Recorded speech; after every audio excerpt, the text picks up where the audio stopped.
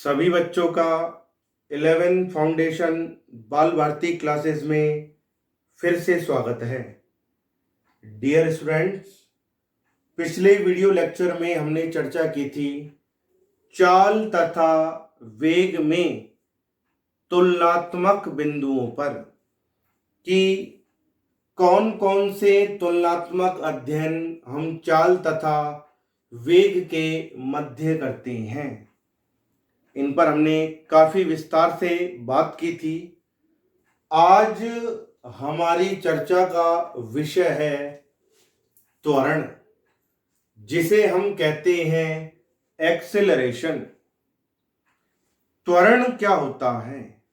देखिए, त्वरण का सीधा संबंध होता है वस्तु के वेग में होने वाले परिवर्तन से। कि आप ये जानते हैं कि जैसे कोई भी फुटबॉल एक जगह किसी बिंदु पर रखी हुई है,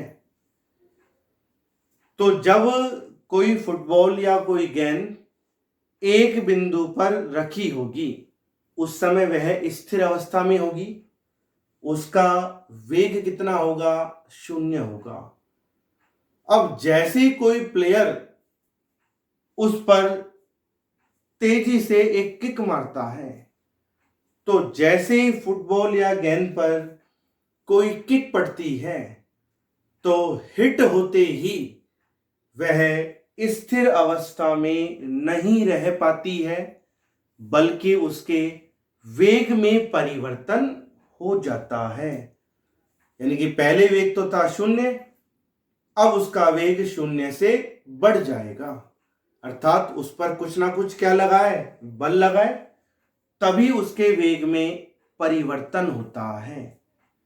ठीक उसी प्रकार जैसे यदि कोई वस्तु, जैसे कोई वाहन गतिशील अवस्था में है, किसी ना किसी वेग से गति कर रहा है, जैसे हम ब्रेक दबाते हैं तो गतिशील वाहन पर ब्रेक दबाते ही वह वाहन धीरे धीरे रुकने लगता है और कुछ समय पश्चात स्थिर अवस्था में या विराम अवस्था में आ जाता है। इस दौरान भी क्या हुआ है? उसके वेग में परिवर्तन हुआ है। बस पहले वाले केस में तो वेग बढ़ा था, इस वाले केस में वेग घट रहा है, अर्थात वेग में परिवर्तन हो रहा है। क्यों हो रहा है परिवर्तन? क्योंकि उन वस्तुओं पर हमने क्या लगाया? बल लगाया। बिना बल के वेग में परिवर्तन होना संभव नहीं है। तो त्वरण का संबंध मैंने आपको बताया है वेग में परिवर्तन से। और वेग में परिवर्तन कब होता है? जब वस्तु पर बल लगे। तो यानी कि हम कह सकते हैं ना कि त्वरण का संबंध किससे होता है? बल से होता है। त्वरण उत्पन्न होता है, दोनों रिलेटेड हैं एक दूसरे से। उल्टा त्वरण क्या होता है? इसकी परिभाषा होती है त्वरण बराबर वेग में परिवर्तन बटा समय। त्वरण बराबर वेग में परिवर्तन बटा समय। समय बोल दें या समय अंतराल कहते हैं, क्योंकि दो टाइम गैप के बीच में जो चेंज हो रहा है, तो आप समय अंतराल भी कह सकते हैं। त्वरण बराबर वेग में परिवर्तन बटा समय। त्वरण को हम दर्शाते हैं ए से। किससे दर्शाते हैं हम त्वरण को? ए से दर्शाते हैं। एक्सेलरेशन हम इसे कहते हैं। वेग में परिवर्तन, मान लीजिए किसी वस्तु का प्रारंभिक वेग है v1, अंतिम वेग है v2। वस्तु का प्रारंभिक वेग है v1, जैसे ही उस वस्तु पर बल लगता है तो उस वस्तु का वेग t समय बाद v1 से बदलकर कितना हो जाता है? v2 हो जाता है। तो इस स्थिति में वेग में परिवर्तन कितना हुआ है? v2 minus v1। कितना समय लगा इस परिवर्तन में? t समय, ये हमें मिल जाता है त्वरण। अर्थात आप कह सकते हैं किसी वस्तु के वेग में परिवर्तन तथा परिवर्तन में लगे समय के अनुपात को त्वरण कहते हैं। या फिर ऐसा भी कह सकते हैं किसी वस्तु के वेग में परिवर्तन की दर को त्वरण कहते हैं। वेग में परिवर्तन की दर का मतलब ही हो गया वेग में परिवर्तन बटा समय। समझ में आएंगे यहां तक सभी को? मात्रक की हम बात करें तो मैंने आपको बताई थी मात्रक पद्धति, एमकेएस पद्धति। एमकेएस पद्धति में वेग का मात्रक होता है मीटर प्रति सेकंड, समय का मात्रक होता है सेकंड। तो त्वरण का मात्रक क्या हुआ? मीटर प्रति सेकंड स्क्वायर। क्योंकि मीटर प्रति सेकंड बटा सेकंड, सेकंड सेकंड क्या हो जाएगा? Second square. सीजीएस पद्धति में त्वरण का मात्रक हम बात करें, वेग का मात्रक होता है सेंटीमीटर प्रति सेकंड। तो मात्रक बन जाएगा सेंटीमीटर प्रति सेकंड स्क्वायर। ये हो जाता है त्वरण का मात्रक एमकेएस पद्धति में मीटर प्रति सेकंड स्क्वायर और सीजीएस पद्धति में सेंटीमीटर प्रति सेकंड स्क्वायर। समझ में आ गई सभी को मेरी बात?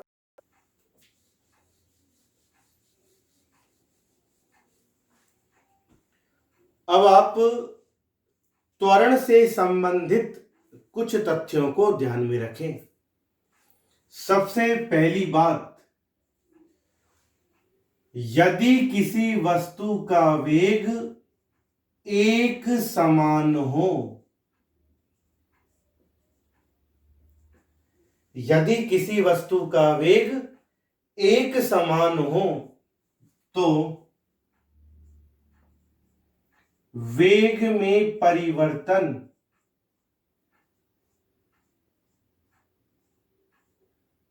कितना होगा? शून्य। यदि किसी वस्तु का वेग एक समान हो तो वेग में परिवर्तन कितना होगा? शून्य। और जब वेग में परिवर्तन शून्य होगा तो त्वरण भी कितना होगा? शून्य। कितना होगा? त्वरण भी शून्य होगा। वस्तु की ऐसी गति को हम कहते हैं एक समान गति। वस्तु की ऐसी गति को हम क्या कहते हैं? एक समान गति। मैं फिर से रिपीट कर रहा हूं, यदि किसी वस्तु का वेग एक समान हो, वस्तु एक समान वेग से गति कर रही हो, तो वस्तु के वेग में कोई परिवर्तन होगा ही नहीं। जब परिवर्तन ही नहीं होगा वेग में तो त्वरण कितना मिलेगा? शून्य। तो ऐसी गति को हम कहते हैं एक समान गति। दूसरी बात, जब कोई वस्तु विराम अवस्था से गति प्रारंभ करे, ध्यान रखना बेटा, प्रश्नों में बहुत चीज काम आएगी। जब कोई वस्तु विराम अवस्था से गति प्रारंभ करे, कि गति प्रारंभ करने से पहले विराम अवस्था में थी, तो विराम अवस्था में होगी तो वस्तु का प्रारंभिक वेग कितना होगा? शून्य। कौन सा वाले वेग? प्रारंभिक वेग। विराम अवस्था से गति प्रारंभ करें तो वस्तु का प्रारंभिक वेग, हमने प्रारंभिक वेग को किससे दर्शाया है? v1 से। प्रारंभिक वेग शून्य होता है। ये होगा। तीसरी बात, जब कोई गतिशील वस्तु, कि पहले तो वस्तु विराम अवस्था में थी, फिर गति शुरू कर रही थी। अब वस्तु पहले से ही गतिशील है। जब कोई गतिशील वस्तु विराम अवस्था में आती है, क्या कहा है मैंने आपसे?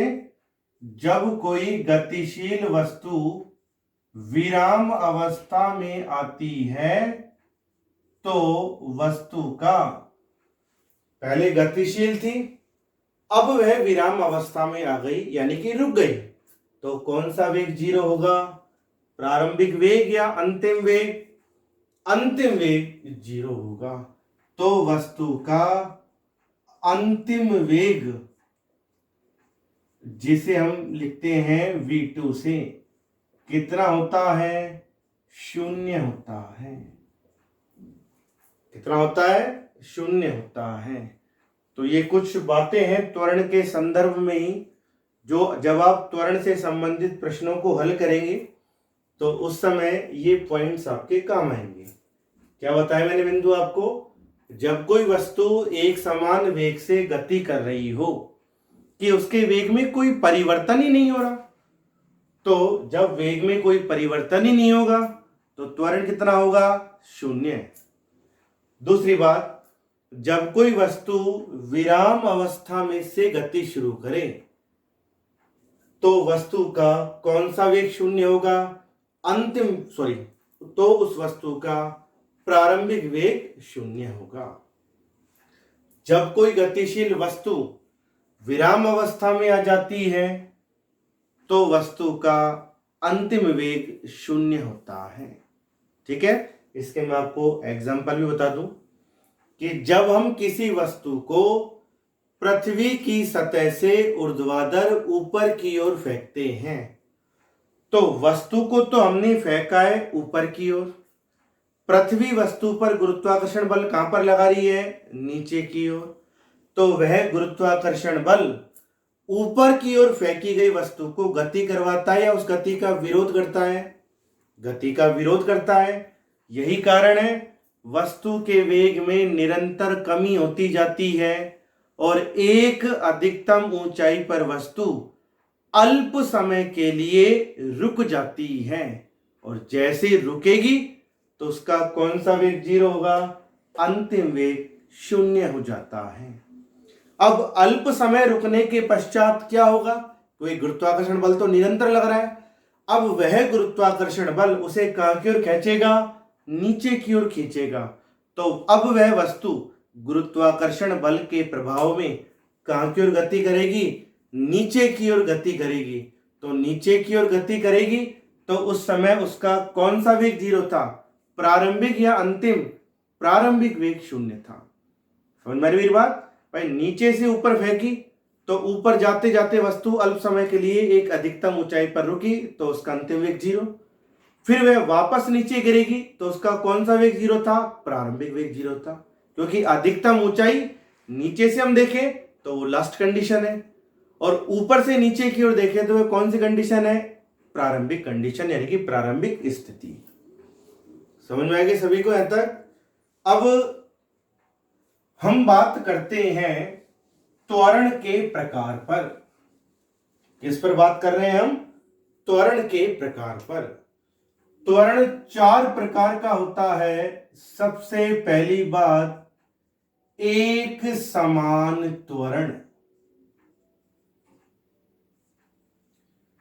दूसरा आता है असमान त्वरण।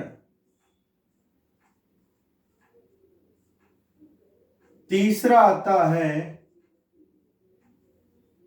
औसत त्वरण, और चौथा आता है ताक्षणिक त्वरण। त्वरण के बारे में आपने जान ही लिया। त्वरण का सूत्र क्या होता है? वेग में परिवर्तन बटा समय। यही होता है त्वरण का सूत्र, वेग में परिवर्तन बटा समय।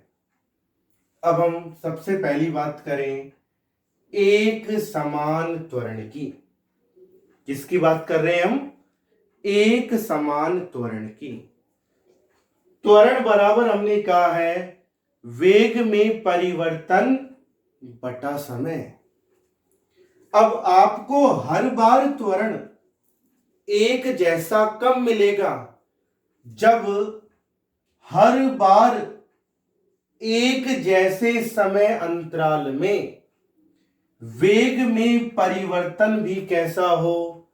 एक समान रूप से हो। मेरी बात को ध्यान से सुनिएगा, क्या कह रहा हूं आपसे। त्वरण का मान कोई भी अनुपात आपको बार बार एक जैसा कब मिलता है? जब हर बार अंश भी एक समान हो, हर भी एक समान हो, तो आपको बार बार भाग देने पर रिजल्ट भी कैसा मिलेगा? एक समान मिलेगा।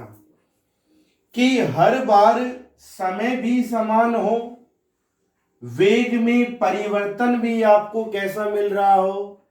एक समान मिल रहा हो। मैं कह रहा हूं वेग में परिवर्तन एक समान हो, वेग एक समान नहीं हो। परिवर्तन जो हो रहा है समय के साथ, वो ऐसा नहीं कभी तो बहुत ज्यादा परिवर्तन हो रहा है, कभी परिवर्तन थोड़ा ही हो रहा है। परिवर्तन समय के साथ एक समान रूप से होना चाहिए, वेग एक समान नहीं होना चाहिए। क्योंकि वेग एक समान हो गया तो त्वरण तो कितना हो जाएगा? शून्य हो जाएगा। हम कह रहे हैं समय के साथ वेग में परिवर्तन एक समान हो। एग्जाम्पल के रूप में आप इसे समझें। जैसे मान लीजिए मैंने आपसे कह दिया t बराबर 1 सेकंड पर किसी कण का वेग है 4 मीटर प्रति सेकंड। t बराबर 2 सेकंड पर कण का वेग हुआ 8 मीटर प्रति सेकंड। t बराबर 3 सेकंड पर वेग हुआ 12 मीटर प्रति सेकंड। t बराबर 4 सेकंड पर वेग हो जाता है 16 मीटर प्रति सेकंड। अब आप देखें बेटा, क्या हर बार वेग एक समान है? क्या नहीं है। वेग में परिवर्तन तो हो रहा है, पर किस रूप से हो रहा है, यह चीज आपको देखनी है। देखो, सबसे फर्स्ट कंडीशन से चलो। t बराबर 1 सेकंड से कहां तक? 2 सेकंड तक। कितना समय अंतराल हुआ है बीच में? 1 सेकंड का ही समय अंतराल लगा है। इस 1 सेकंड समय अंतराल में वेग कहां से कहां तक बदला है? 4 मीटर प्रति सेकंड से 8 मीटर प्रति सेकंड।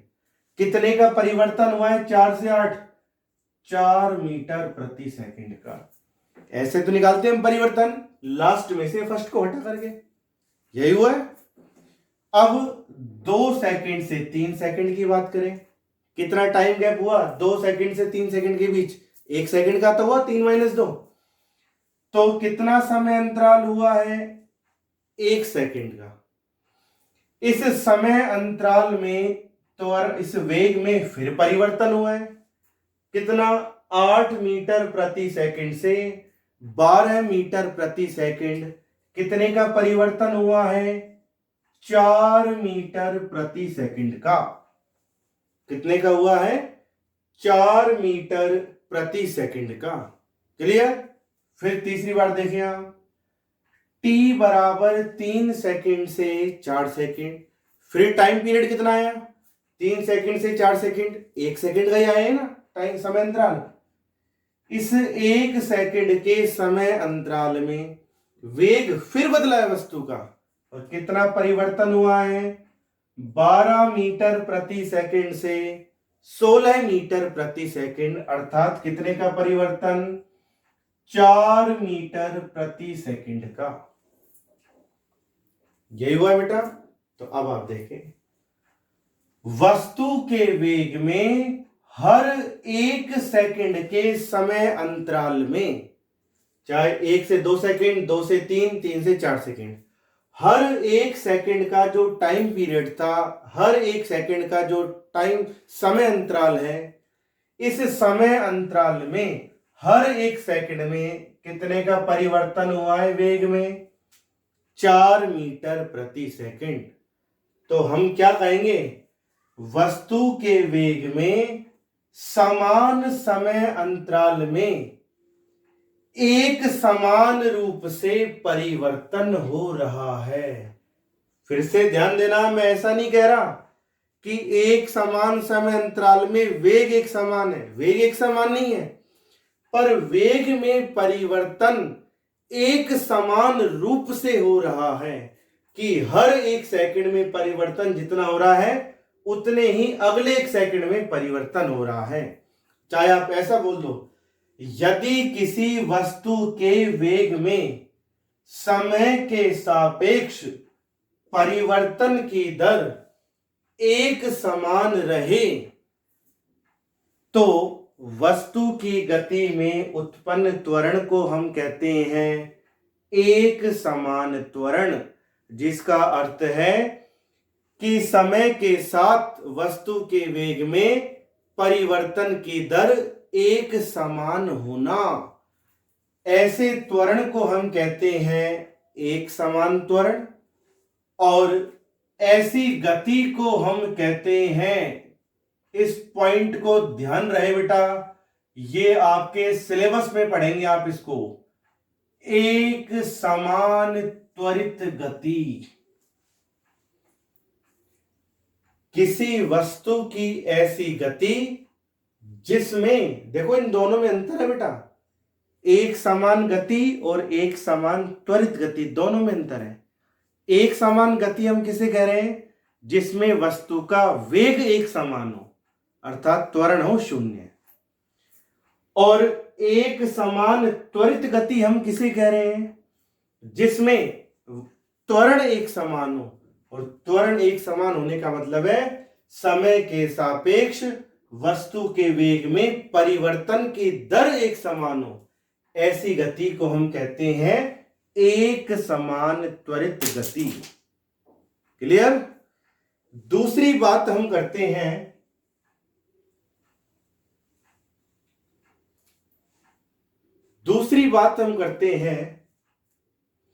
असमान त्वरण की।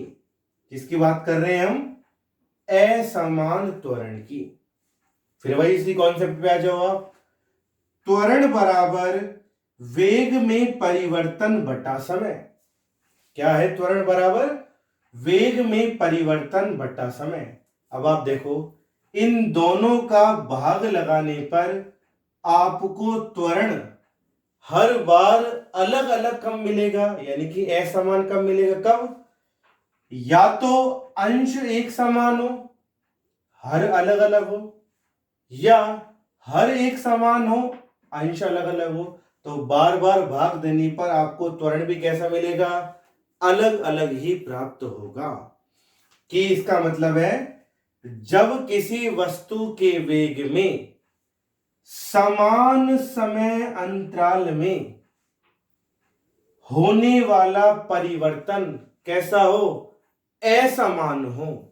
या आप ऐसा बोल दो, जब किसी वस्तु के वेग में समय के सापेक्ष परिवर्तन की दर कैसी हो? असमान हो, तो वस्तु की गति में उत्पन्न त्वरण को हम क्या कहते हैं? असमान त्वरण कहते हैं। असमान त्वरण का मतलब है, या तो समय अंतराल बार बार एक जैसा हो पर वेग में परिवर्तन भिन्न भिन्न हो रहा हो, या समय अंतराल भिन्न भिन्न हो, परिवर्तन एक जैसा हो रहा हो, तो ऐसी स्थिति में त्वरण होगा असमान।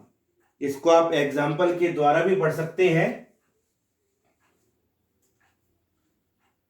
इसमें थोड़ा सा हम चेंज करके आपको बताते हैं। जैसे मान लीजिए कोई वस्तु गति कर रही है, एक सेकंड पर वस्तु का वेग था 4 मीटर प्रति सेकंड, 2 सेकंड पर वस्तु का वेग हुआ 6 मीटर प्रति सेकंड, 3 सेकंड पर वस्तु का वेग हुआ 10 मीटर प्रति सेकंड। 4 सेकंड पर वस्तु का वेग हो गया 13 मीटर प्रति सेकंड। ये आपको भिन्न भिन्न समय पर वस्तु के आपको भिन्न भिन्न वेग दिए हुए हैं। अब इनमें आप कैलकुलेशन करो। सबसे पहला टाइम पीरियड देखें, 1 सेकंड से 2 सेकंड, यानी कि बीच में कितना समय आया, 1 सेकंड आया ना, 2 माइनस 1। तो पहला जो समय अंतराल है 1 सेकंड से 2 सेकंड का कितना होगा, 1 सेकंड होगा। इस 1 सेकंड में वस्तु के वेग में परिवर्तन कितना हुआ है, 4 मीटर प्रति सेकंड से 6 मीटर प्रति सेकंड, अर्थात 2 मीटर प्रति सेकंड का परिवर्तन हुआ।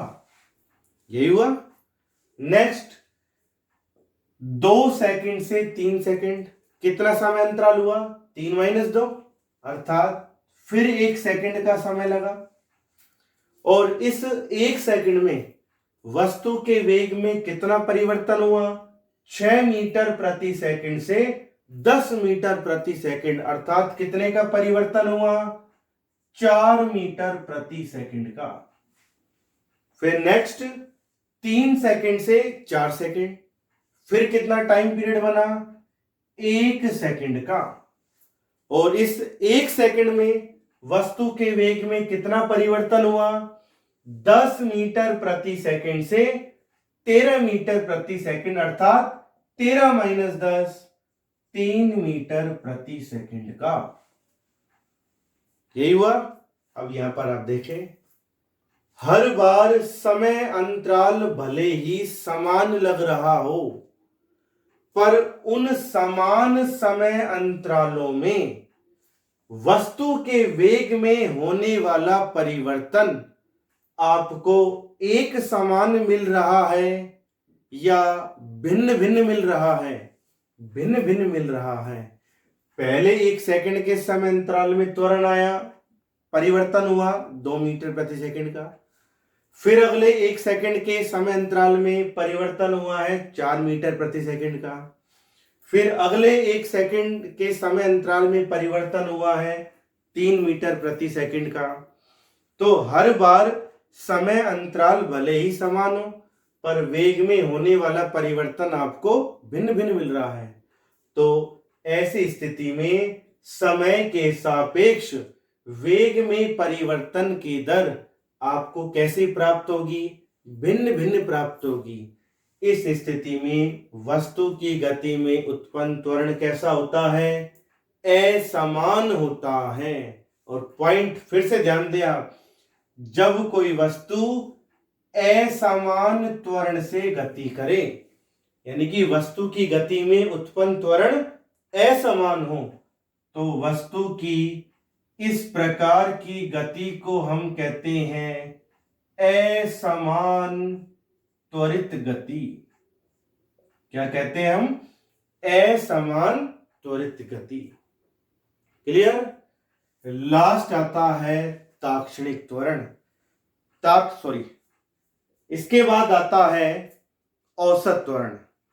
औसत त्वरण क्या होता है, हम किसी भी भौतिक राशि का औसत मान कब निकालते हैं, जब वह मान हमको बार बार एक जैसा मिल रहा हो या अलग अलग मिल रहा हो, अलग अलग मिल रहा हो तो ही तो हम निकालते हैं औसत मान।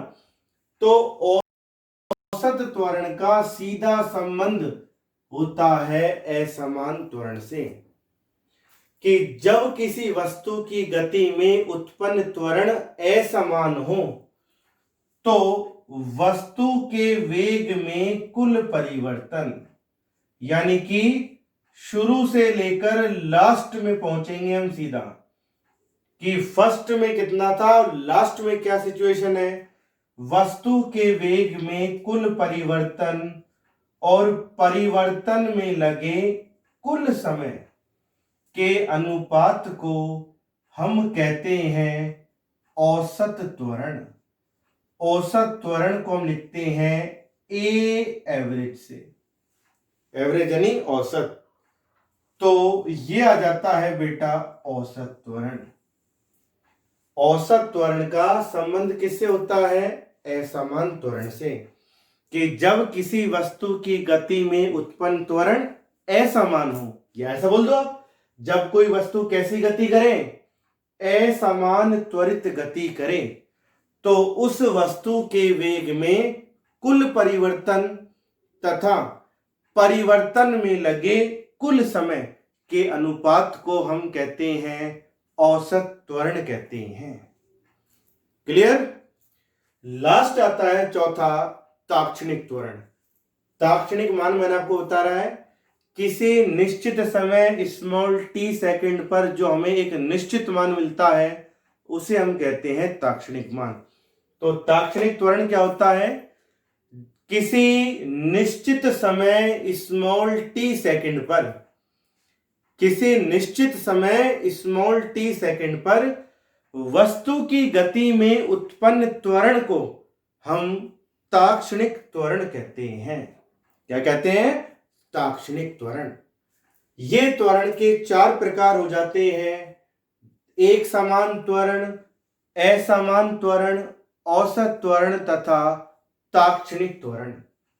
यहां तक समझ में आ गए सभी को। चलिए अब हम आगे बढ़ते हैं।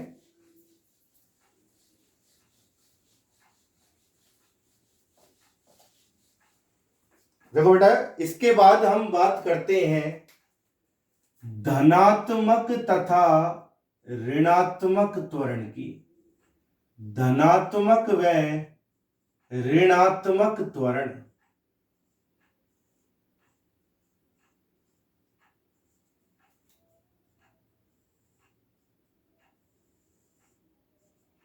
ठीक है, धनात्मक तथा ऋणात्मक त्वरण। देखो धनात्मक त्वरण क्या होता है, त्वरण की परिभाषा मैंने आपको बताई थी, त्वरण बराबर वेग में परिवर्तन बटा समय, ये बताया है। यदि वस्तु का प्रारंभिक वेग v है, वस्तु का प्रारंभिक वेग है v1, अंतिम वेग है v2, तो वेग में परिवर्तन कितना हुआ, v2 माइनस v1। और यदि इस परिवर्तन में t समय लगा हो तो त्वरण बराबर आ जाता है v2 माइनस v1 बटा t। अब धनात्मक हम और ऋणात्मक त्वरण की बात क्या करें। देखो पहला पॉइंट, यदि मैं आपसे कह दूं v1 यदि हम क्या आपसे कहते हैं v2 ग्रेटर देन v1, कि किसी वस्तु का कौन सा वेग ज्यादा है, प्रारंभिक या अंतिम। अंतिम वेग तो है ज्यादा, प्रारंभिक वेग है कम। और ऐसा कब होगा कि वस्तु का शुरू का वेग तो है कम और लास्ट का जो अंतिम वेग है वो है ज्यादा। ऐसा कब होगा, जब वस्तु के वेग में वृद्धि हो या कमी हो। वृद्धि हो, किसी वस्तु का वेग बढ़ता जाएगा, उसमें वृद्धि होती जाएगी, तो जाहिर सी बात है लास्ट में वेग आपको जो अंतिम वेग मिलेगा वो कैसा मिलेगा, ज्यादा ही मिलेगा आपको। तो यदि किसी वस्तु का अंतिम वेग v2 ज्यादा हो, v1 कम हो, यह तभी संभव है जब किसी वस्तु का वेग समय के साथ बढ़े। तो अब फॉर्मूले में देखो आप, v2 माइनस v1, v2 है ज्यादा, v1 है कम, ज्यादा में से कम को घटाओगे तो रिजल्ट आपको कैसा मिलेगा, धनात्मक या ऋणात्मक, धनात्मक मिलेगा। तो आपको त्वरण A बराबर मिलेगा धनात्मक। कैसा मिलेगा त्वरण A आपको, धनात्मक प्राप्त होगा, क्योंकि ज्यादा में से कम घटेगा तो त्वरण मिलेगा धनात्मक। क्या हुआ इसका मतलब, अंतिम वेग त्वरण धनात्मक कब होता है वस्तु की गति में, जब अंतिम वेग हो ज्यादा, प्रारंभिक वेग हो कम। यह तभी संभव है जब किसी वस्तु का वेग समय के सापेक्ष बढ़ता है, कि हम कह सकते हैं जब किसी वस्तु का वेग समय के सापेक्ष बढ़ता है, यानी कि वेग में वृद्धि होती है, तो वस्तु के गति में उत्पन्न त्वरण को हम क्या कहते हैं, धनात्मक त्वरण कहते हैं। ठीक है। नेक्स्ट सेकंड पॉइंट, यदि आपसे कह दिया जाए, पहले तो कहा v2 ज्यादा है v1 से, अब हम कहते हैं यदि V1 ग्रेटर देन V2 कि वस्तु का कौन सा वेग ज्यादा हो, प्रारंभिक या अंतिम। प्रारंभिक वेग ज्यादा हो किससे, अंतिम वेग से। प्रारंभिक वेग है ज्यादा, अंतिम है कब, ये कब होगा, जब वेग बढ़ता जाए या घटता जाए। घटता जाए भाई, घटेगा तभी तो लास्ट में कम होगा, पहले वाला अपने आप ज्यादा होगा। तो ऐसी स्थिति में देखो, यदि किसी वस्तु का प्रारंभिक वेग अंतिम वेग की तुलना में अधिक हो, यानी कि वेग समय के साथ घट रहा हो, तो ही प्रारंभिक ज्यादा होगा, अंतिम कम होगा। तो इस स्थिति में वस्तु की गति में उत्पन्न त्वरण, देखो V2 माइनस V1, प्रारंभिक वेग तो है ज्यादा, अंतिम वेग है कम, कम में से ज्यादा घटाओगे तो रिजल्ट आपको कैसा प्राप्त होगा, ऋणात्मक प्राप्त होगा। तो वस्तु की गति में उत्पन्न त्वरण को हम क्या कहते हैं, ऋणात्मक त्वरण। और ऋणात्मक त्वरण का दूसरा नाम होता है मंदन। क्या होता है, मंदन। तो ध्यान रहे, जब किसी वस्तु का वेग समय के साथ घटता है तो वस्तु की गति में उत्पन्न त्वरण ऋणात्मक होता है, और इस ऋणात्मक त्वरण को हम कहते हैं मंदन कहते हैं, क्योंकि इसके कारण वस्तु की गति अवमंदित हो जाती है, यानी कि धीरे धीरे धीमी हो जाती है और लास्ट में वस्तु रुक जाती है। जैसे जब कोई वाहन गति कर रहा हो और गति करते हुए वाहन पर हम अचानक से ब्रेक दबाते हैं, तो गतिशील वाहन पर ब्रेक दबाते क्या होता है, उस वाहन का वेग धीरे धीरे घटने लगता है और लास्ट में वेग शून्य होते ही वाहन रुक जाता है। यानी कि वाहन की गति में ब्रेक दबाते ही क्या उत्पन्न हुआ है, त्वरण, यानी कि धनात्मक त्वरण उत्पन्न हुआ है या ऋणात्मक त्वरण उत्पन्न हुआ है, ऋणात्मक त्वरण, जिसे हम कह रहे हैं मंदन। ठीक है, अब तक। और लास्ट तीसरी कंडीशन आती है, यदि V1 बराबर V2 कि वस्तु का प्रारंभिक व अंतिम वेग समान हो। और आप जानते हैं वस्तु का प्रारंभिक और अंतिम वेग समान कब होगा, जब न तो वेग समय के साथ घटे और न ही वेग बढ़े, यानी कि एक समान बना रहे, तो ही तो प्रारंभिक अंतिम वेग समान होंगे। तो जब किसी वस्तु का वेग समय के सापेक्ष नियत रहता है, न तो घटता है न ही बढ़ता है, तो वस्तु की गति में उत्पन्न त्वरण, ये दोनों मान समान हो गए, तो दोनों को घटाने पर त्वरण कितना मिलेगा, शून्य मिलेगा। और मैंने आपको बता रखा है, जब किसी वस्तु की गति में उत्पन्न त्वरण शून्य हो, न तो वे घटे न ही बढ़े, तो वस्तु की ऐसी गति को हम कहते हैं एक समान गति। क्या कहते हैं ऐसी गति को हम, एक समान गति। तो समझ में आया बेटा, ये था त्वरण और त्वरण से संबंधित तथ्य।